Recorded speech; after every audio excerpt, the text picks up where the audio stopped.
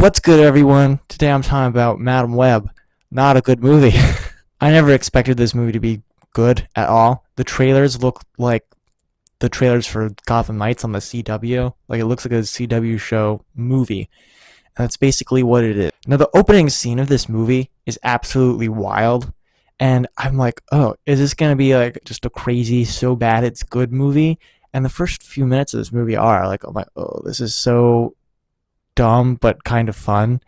And then the rest of the movie is just boring and uninteresting and horribly written, and everything about it is bad, and it just makes you wonder how anyone who knows anything about writing could have possibly written this. It goes against everything that a character or a story should be. It doesn't make sense.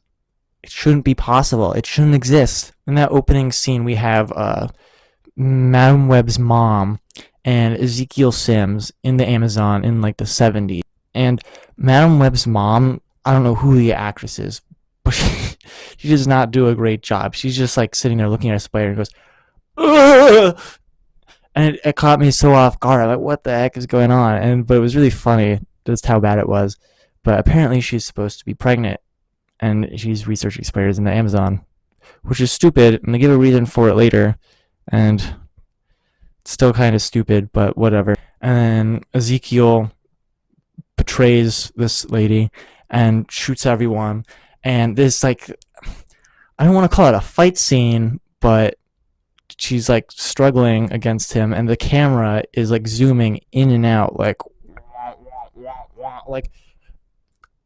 I don't know why. It was super distracting and random and weird and just horribly made. They thankfully kind of never did it again. And then it just gets really crazy with this Peruvian tribe of spider people who wear like these costumes made out of like vines or something that look like the webs on Spider-Man's costume, and they even have like the eyes and everything. Like, I guess that's cool. It doesn't make sense. Like, I wonder how Spider-Man in this universe got the design for his costume. But we may never know. And even on that same note, this movie is like a Spider-Man movie that's afraid to be a Spider-Man movie. Also because of the licensing issues, where apparently, I didn't even know this, but I think it's like the deal they have with the MCU, where they have Peter Parker and Aunt May in that, so they can't even say their names in this movie, which is just so absurd. But it's like, okay, whatever, just don't include those characters in the movie. But no, there are multiple instances of where those characters are about to be name dropped, and it's like a build up to something that isn't even really that significant, that they seem to think is awfully significant. And then as they're about to say the name of the character, like they're about to say Peter, and then like a balloon pops, and then time resets because of Madam Web's powers or whatever. And then there's the other time where Ben Parker is gonna say like, oh, I got like a girlfriend or whatever, and I think it's really serious this time. And Madam Web's like, oh yeah, what's her name? Who's the lucky lady? And then Ben just looks at her like,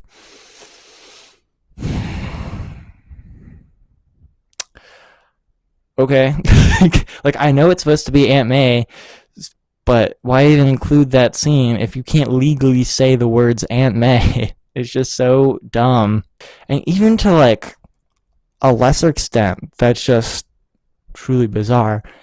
When the girls see Ezekiel climbing on the wall or climbing on the ceiling in his Spider-Man costume, they it's like they almost go out of their way to avoid using the phrase wall crawler. It's like he's like ceiling crawling man. Like, they actually call him that like twice in the movie. It's just so dumb. Just all the dialogue in this movie is dumb. And it's a superhero movie without any superheroes. Like, all the Spider-Girls super team stuff that you see in the trailers that's all that's in the trailers is all that's in the movie. Like, maybe like 20 seconds more, and that's it. And like maybe you get like the end where they're all in costume and they have the Madam Web costume for like 10 seconds, and it's actually pretty cool. She has like the cool like glasses and everything. I thought it was cool. I know some people thought it looked stupid, and everyone says this movie is a lot like the bad superhero movies of the early 2000s, and it is eerily similar to the Birds of Prey TV series from like 2003, which is somehow better than this movie. They both have a team of 3 young superhero girls that don't have parents, and then there's the one crippled middle-aged woman that's sort of a mother figure, and they all hang out in this decked out apartment room that's like their makeshift bat cave, and they all have their superhero costumes that you rarely see, but they're actually really cool. And it's like, well, you made these, why don't you show them more often? And then there's all like the CW drama that nobody cares about and the bad dialogue. And both of these projects are like exactly the same, and somehow the Birds of Prey one is like way better, even though they all have the same problems. It's just like, how can you have like a gazillion times the budget of this TV show from 20 years ago and be significantly worse? Now, most of the acting in this movie is not very good, especially Dakota Johnson. Her performance is very wooden, and it's like she doesn't even care, and she probably didn't. I don't blame her. Adam Scott is kind of just there. Like, he's not bad or anything, because he's Adam Scott. Like, he's just kind of there.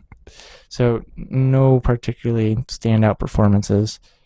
As for the villain, Ezekiel Sims, he's not Ezekiel Sims from the comics at all. They just kind of took his name, from what I understand, which is just so random. Why would they do that? I don't know. His costume, the design is pretty cool, but it's like kind of like bulky or whatever. Like, the guy's like 50 years old, so I think they put like a bunch of muscle padding in it, and it just doesn't look right. So it's like it kind of looks cool, and then at certain angles, most of the angles that it's shot at, it just looks weird, and I just don't know why that is. But this guy he's such a like poorly written character. Back in the 70s, he stole this spider, and the next time we see him, it's 30 years later, and I guess because of the spider, he's part of like this huge corporation that's like and making him super rich. I don't know what he does or what it is or how he got so much money, but he says that he came from nothing and got everything, and he won't let it all be for nothing because some teenage girls in Spider-Man costumes kill him in 10 years. And Ezekiel has like this supercomputer that could not exist in 2003 that can create perfect likenesses of real people from a description of a dream, and then can define anyone anywhere on the earth through being connected to every security camera ever.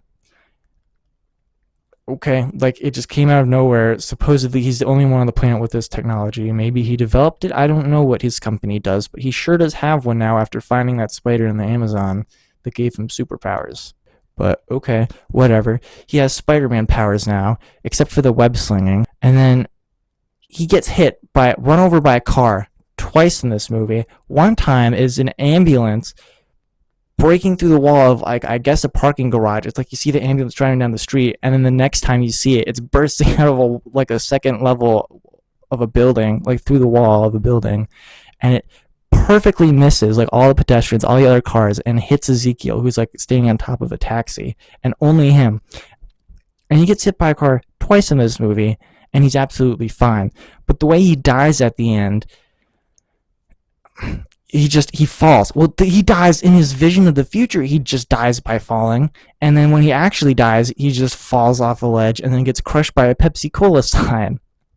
I was like, how do you have Spider-Man powers and then just die by falling twice? It just does not make any sense. And when Ezekiel falls and dies, it's like the moment you have to have in every Spider-Man movie where somebody falls to their death or is about to fall to their death, and they're like, no. Like, I have to have that in every Spider-Man movie, so it is in this one. I don't know if they had that in Morbius, but that barely counts, so whatever. As for our lead team of Supergirls without superpowers, except for Madam Web, whose power is literally running away because she can see a few seconds into the future and knows just like, I won't do that, and I'll go a little bit over this way and be fine. Until the end, where she can just randomly decide to astral project multiple clones of herself and do whatever she wants. That is the thing that happens. As for the other 3 girls, supposedly they get superpowers at least 10 years in the future. but you never see how that happens. So they're just some teenage girls that all have parents that left or hate them or something. Just like they're all kind of the same character, except they're obnoxious in different ways. And when they all meet up at the beginning, the police think that Madame Web is like a kidnapper, even though she's actually protecting them from Ezekiel. And instead of, going to the cops, clearing it up, saying there's a guy back there who's trying to kill these kids, I was just helping them out. I wasn't actually abducting them. She abducts them and drives them into the middle of the woods and leaves them there. And she's just like a wanted fugitive, and they never address it again in the movie at all. I mean, there's a part where she like steals an ambulance. There's a part where she just goes to Peru. She's like, I'm gonna take a plane to fly to Peru, like in the middle of the movie, and nobody stops her, and she just goes like right to the one perfect spot where her mom was. She just, in all that jungle, she just gets to the perfect spot and finds it immediately. And then all she goes there to do is have a flashback that is just the first like 10 minutes of this movie that we've already seen. And then she just magically teleports back to New York. Like, how did she get back? I don't know. How did she get there in the first place? I don't really know. I don't really care. This movie isn't good. My favorite part of the movie, though, is the parts where Ezekiel just starts tearing through the girls and just killing them all. Like, there are like 2 or 3 times this happens in the movie, and then Madame Web has to like reverse time so it doesn't actually happen. But they're pretty cool scenes, and it makes me happy to see those annoying kids get obliterated. Like the part where Sydney Sweeney like literally gets her spine snapped. That was my favorite part.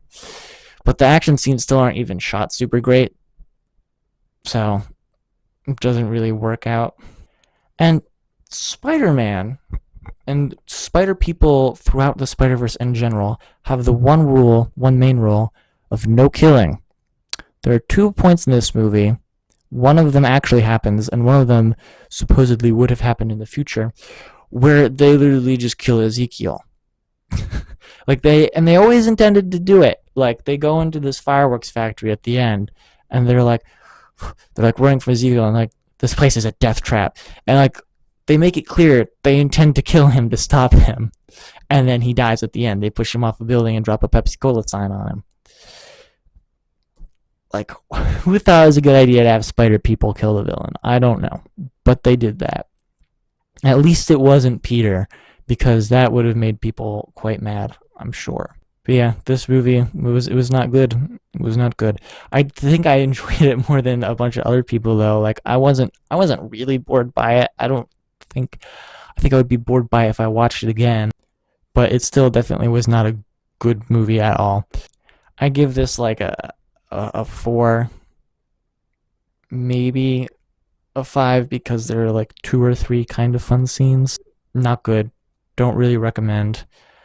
I had to watch it because I'm a Marvel completionist, but yeah, don't watch it. Thanks for watching.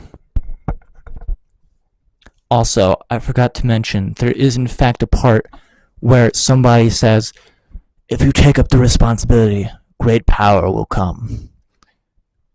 That's a real line in this movie. Instead of saying with great power comes great responsibility, if you take up the responsibility, great power will come.